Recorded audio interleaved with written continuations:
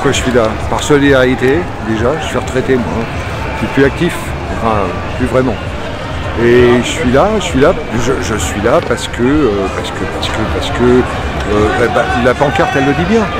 Hein, on nous envoie des miettes, et alors qu'on est du côté des miettes, nous, et de l'autre côté il y a un milliardaire. Donc il faut quand même faire quelque chose. C'est pour ça que j'ai écrit RIC, référendum d'initiative citoyenne, qui permettrait au moins que quand qui que ce soit met les mains dans le pot de confiture, on le dégage tout de suite. Moi je suis pour la démocratie directe, l'autogestion, hein, et la responsabilité individuelle des gens par rapport à ce qui nous arrive. Moi je constate qu'il y a des gens qui sont modestes, ce sont des très bons compagnons professionnellement, qui raisonnent mieux que bon nombre de nos parlementaires, par exemple. Ce sont des gens qui ont du bon sens, qui sont responsables, et donc il faut dégager toute cette armée qui nous coûte 2 bras et qui nous envoie dans la misère. Moi j'ai plusieurs étapes parce que je suis retombé en amour à 50 ans, donc j'ai eu 2 enfants. Attention. J'ai eu deux enfants, qui ont maintenant 25-24 ans, donc il a fallu que je travaille un peu plus longtemps. Hein, moi je suis un peu un homme paradoxal. Hein. Je suis pour la retraite à 60 ans, mais j'en ai 75 et je bosse encore. Ah, vous ne le faites pas? Pour une association. ouais, bah, c'est comme ça c'est le sport. J'ai fait du sport quand j'étais môme, bon, donc ça m'a aidé. J'ai eu des accidents, donc j'ai pris un peu de ventre depuis, mais bon, voilà, ça va s'arranger avec le temps. Avec le temps, ça s'arrange, tout s'arrange. À partir de, que je raconte pas de bêtises, 15 ans et demi. Ouais, en chaudronnerie. Une petite aventure. J'ai fait plusieurs métiers, oui, chaudronnerie, tôlerie, et ensuite je me suis orienté vers l'aide à autrui. Hein. Donc ça m'a conduit vers ce qu'on appelait à l'époque l'enfance inadaptée. Voilà, donc je faisais à peu près 18 heures de travail par jour. C'était militant, comme d'hab. Et puis après, je me suis retrouvé, j'ai transité vers la pédopsychiatrie. Voilà, je suis resté, j'ai fait ma carrière en fait. Je suis gilet jaune, oui, pour une raison précise. Voilà, un coup d'arnaque. J'ai une de mes sœurs qui n'allait pas bien, qui était au fond du trou. J'ai remonté pour qu'elle retrouve sa dignité. Ça dure à peu près 2 ans et demi jusqu'à ce qu'elle meure. Enfin bon, mais alors, quand je l'ai aidée, j'avais constaté qu'elle avait que la CNAV comme retraitée. J'ai été secrétaire pour une association, elle ne touchait que la CNAV et elle allait au CCAS de Paris pour demander à ce qu'on l'aide financièrement pour simplement payer son loyer et s'acheter un peu à manger. Et puis quand je me suis occupé d'elle, je me suis rendu compte qu'elle m'avait raconté une grosse blague. Comme quoi au CCAS on lui avait récupéré sa retraite complémentaire en échange de l'aide financière qu'il lui apportait. Alors c'est un truc ridicule, c'est-à-dire l'incompétence du CCAS du 12e. Et puis ensuite, moi, quand j'ai remonté un petit peu les choses, j'ai remonté sa sécu, sa mutuelle, enfin tout remis en route. Je me suis rendu compte que la retraite complémentaire, elle ne l'avait jamais touchée. Jamais touché, ça faisait à peu près une somme de 35 000 €. Et je me suis dit à ce moment-là, et il y a 4 ans de ça, c'est comme ça que j'ai démarré Gilets jaunes, je me suis dit mais c'est pas possible, ça arrive à combien de personnes en France? J'avais appelé la retraite, les gens de la retraite complémentaire, une personne absolument charmante me répond mais monsieur, si les gens ne demandent pas, ils n'ont pas. Alors là ça m'a mis, vraiment ça m'a écroulé. J'ai dit mais ils arnaquent combien de personnes en France comme ça? Hein, les retraites complémentaires, au moins la CNAV c'est correct, vous êtes arrivé à la retraite, ils vous versent ce qu'ils vous doivent, hein, vous avez cotisé, etc. Et là la complémentaire, rien donné. J'ai eu un rétroactif pour elle, pour ma soeur de 4 mois. Quand j'ai cherché, c'est à ce moment-là que j'ai appelé la dame de la retraite complémentaire qui m'a dit mais monsieur, si les gens ne demandent pas, ils n'ont pas. Voilà, alors ça m'a déterminé là. Moi ça m'a suffoqué, j'ai trouvé ça incroyable et insupportable. Et donc voilà, j'ai rejoint les Gilets jaunes à ce moment-là, en me disant au moins là, je veux dire, en dehors de toute autre considération, oui, lutter pour une vie meilleure. Hein, et puis le respect surtout des gens. On est dans les sphères du mépris, d'un sadisme sur les pauvres gens. Et puis les gilets jaunes, bon, alors il y a les syndicats, ils s'occupent des salariés, mais il n'y a pas que des salariés en France, il y a aussi des gens qui sont à la rue, il y a des gens qui sont sans logement, on en voit quand on manifeste le samedi, on en voit régulièrement, moi j'en ai dans mon quartier. Il y a d'ailleurs une association sur les gens qui sont à la rue, et là ils constataient qu'en 2022 il y a eu 47 morts dans la rue à Paris. Donc il y a une association qui recense les morts. Les morts des abandonnés, quoi. Abandonnés, comme quoi on ne peut pas être indifférent à ça, c'est insupportable, c'est impossible.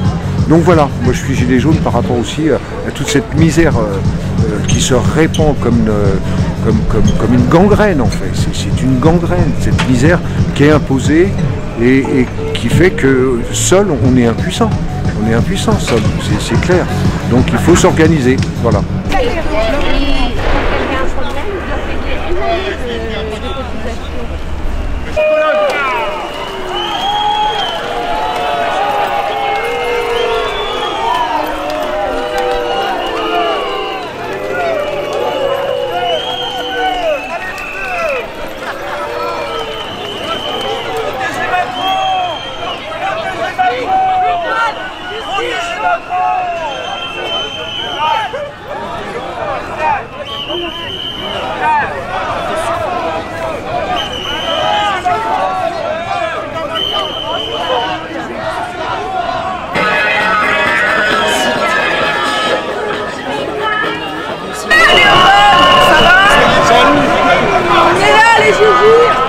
Pour guider le cortège en mode pacifique. Attention Andreas, viens là. Reste à côté de nous là, parce qu'il y a la police, t'as vu, quand ils avancent, les gros ballons là, avec leur... là-bas contre la réforme des retraites, évidemment, et contre la politique macroniste en général. Contre la politique de Macron et surtout pour aussi pacifier le cortège. Et je suis là en tant que maman isolée aussi parce que dans cette réforme on ne parle pas du tout dans les débats de la situation des parents isolés qui sont pour la plupart en grande majorité des mères isolées. Et moi je suis une maman isolée, précaire, et j'aurai pas du tout de compensation pour ma situation sociale où j'élève seule mes enfants, mes 2 enfants. Et voilà, c'est absolument pas normal ces injustices sociales qui grandissent dans ce pays. On a de moins en moins de considération. Andreas ne fait pas de rébellion. Donc voilà, on est pour une révolution pacifique en fait, et il ne faut pas du tout rentrer dans le jeu des violences, comme ça a été le cas. Malheureusement, certains gilets jaunes se sont fait embarquer par des mouvements, des groupuscules, on va dire révolutionnaires ou ultra, qui ont été vraiment manœuvrés. Ils ont manœuvré dans le mouvement et pour amener les gilets jaunes vers la violence et vers le sauvage, contre les déclarations des manifs aussi. Donc aujourd'hui on est là évidemment contre la réforme des retraites, mais contre la politique de Macron en général, contre la politique ultralibérale qui creuse les inégalités, qui donne toujours plus d'argent, plus de pouvoir aux ultra riches, aux grands patrons du CAC 40. Donc voilà, on est là en tant qu'Union citoyenne pour la liberté, en tant que force jaune, une force citoyenne pacifique qui veut changer le système politique parce qu'aujourd'hui nous ne sommes pas en démocratie, nous ne l'avons jamais été. Et quand on voit ce qui se passe dans les débats à l'Assemblée nationale, c'est vraiment un énorme cirque où les députés gesticulent, où les députés deviennent aussi de plus en plus violents dans leurs propos, avec voilà, des photos, des tweets infamants, vulgaires, violents, qui n'apaisent pas les débats, mais qui surtout empêchent les vrais débats concernant la réforme des retraites et qui empêchent qu'on parle des vrais problèmes. Voilà, donc c'est important d'être dans la rue et de continuer de porter le gilet jaune, de continuer d'être là en gilet jaune avec le vrai esprit originel des gilets jaunes, c'est-à-dire citoyen, pacifique, apartisan, indépendant des syndicats. On est là. Voilà, on est là indépendant des syndicats et c'est hyper important qu'on continue d'être là en gilets jaunes, nombreux. Et on a lancé des appels, on continue de les lancer pour que toutes les manifs soient menées par une tête de cortège gilet jaune, pacifique, et citoyenne. Voilà. Oui, il y a des individus, on les connaît, c'est toutes les jeunesses un peu embarquées par des groupes comme le NPA, comme les Antifa. Alors c'est dommage parce que d'un point de vue idéologique, ils ont raison sur beaucoup de points, mais d'un point de vue stratégique, ils se plantent complètement. Ils embarquent les gens vers une confrontation directe à la police. Pour eux, leur ennemi, c'est avant tout la police. Et c'est pas la police qu'on veut stigmatiser, c'est surtout le fait que la police soit instrumentalisée par l'État, puisque la police en France n'est pas indépendante de l'État, elle est sous la direction du ministre. Donc c'est le ministre qu'il faut viser et pas les policiers qui sont sur le terrain. Et en déclarant les manifs, on devient légaux et on a la police à notre service. Et c'est ce que j'avais fait en déclarant les manifs avec Force Jaune et d'Éclata Manif au tout début des Gilets jaunes. On avait déclaré sur les Champs-Élysées à partir du 5 janvier. Et grâce à ces déclarations, on avait gardé les Champs-Élysées pacifiques pendant plusieurs semaines jusqu'au 16 mars. Et c'est vrai que cette stratégie-là a été critiquée, calomniée par tous les groupuscules virulents et tous ceux qui prônent le sauvage, etc., dont les antifas malheureusement. Et pourtant je suis une antifasciste, moi, je suis antifasciste. Mais je n'aime pas la stratégie que développent certains groupes d'antifas, pas tous, je le dis, parce qu'il ne faut pas non plus mettre tout le monde dans le même sac. Mais ils ne se rendent pas compte qu'ils se font manœuvrer, instrumentaliser par sans doute peut-être aussi des individus qu'on peut nommer des barbouzes ou des individus infiltrés qui ne sont pas du tout à l'origine dans le mouvement, mais qui viennent simplement pour attiser la violence, attiser la haine et détruire les mouvements sociaux. Donc il faut qu'on arrive à amplifier ce mouvement contre la réforme des retraites, mais de façon pacifique et qu'on tienne sur la durée avec plus de jaune, plus de créativité, plus de solidarité et tous ensemble quoi, et voilà, et sans que ça parte en cacahuète à chaque fois, sans que ça gaze, sans que ça pète quoi. J'espère que ça va pas péter. La question qui me vient en tête là, si Mélenchon avait été président de la République avec un ministre de l'Intérieur de la France Insoumise, est-ce qu'aujourd'hui les antifas seraient contre la police, qui sont quand même les instruments du gouvernement? Bah sans doute pas de la même façon. Non. Ah mais c'est soit on est contre la police, soit on est avec la police. Ça. Mais si effectivement la police, qui sont les organes du pouvoir, et que M. Mélenchon est président de la République... Est-ce qu'il va utiliser la police à des fins pour se maintenir de la même façon au pouvoir en bloquant les opposants? Est-ce qu'on dirait que la police est fasciste? Peut-être. Est-ce qu'on dirait que le gouvernement C'est une bonne question, j'ai pas la réponse. J'ai pas la réponse, mais c'est une question effectivement. Je ne sais pas si Mélenchon est pour démanteler la police dans son fonctionnement actuel, c'est-à-dire en rendant indépendant du pouvoir exécutif la police. Je ne suis pas sûre qu'il fasse ça s'il arrive au pouvoir.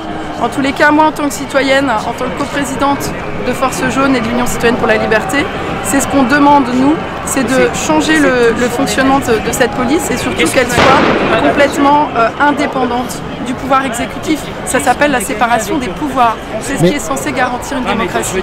Et je ne sais pas si Mélenchon, en tous les cas, il n'en a jamais parlé publiquement. Il n'a jamais...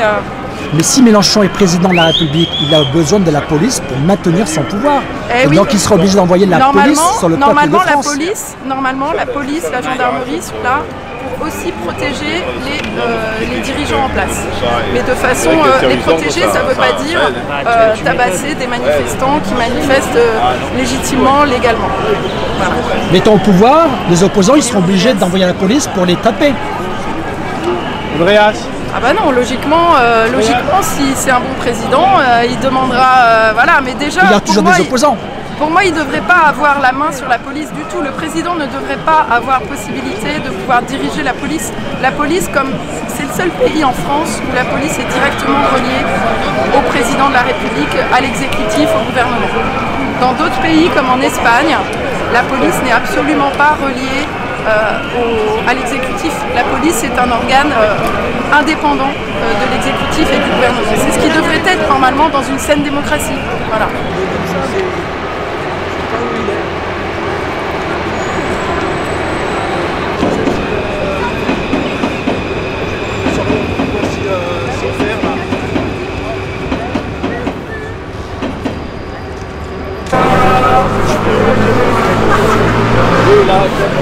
Bah, comme tout le monde, hein, pour protester contre l'injustice du système et contre l'injustice sociale en particulier. C'est commencé. Mais c'est une question de solidarité. Parce qu'on fait payer à ceux qui ne devraient pas le faire le prix de cette réforme. Il suffit de taxer les gens qui ont les moyens et ça fonctionnera beaucoup mieux. Mais ça, c'est contre l'idéologie du gouvernement actuel. Vous avez commencé à travailler à quel âge? Moi, à 23 ans. Et vous avez un métier qui était difficile? Pas particulièrement, mais ça concerne l'ensemble de la population française et il y a de toute la diversité de pénibilité. Question de solidarité.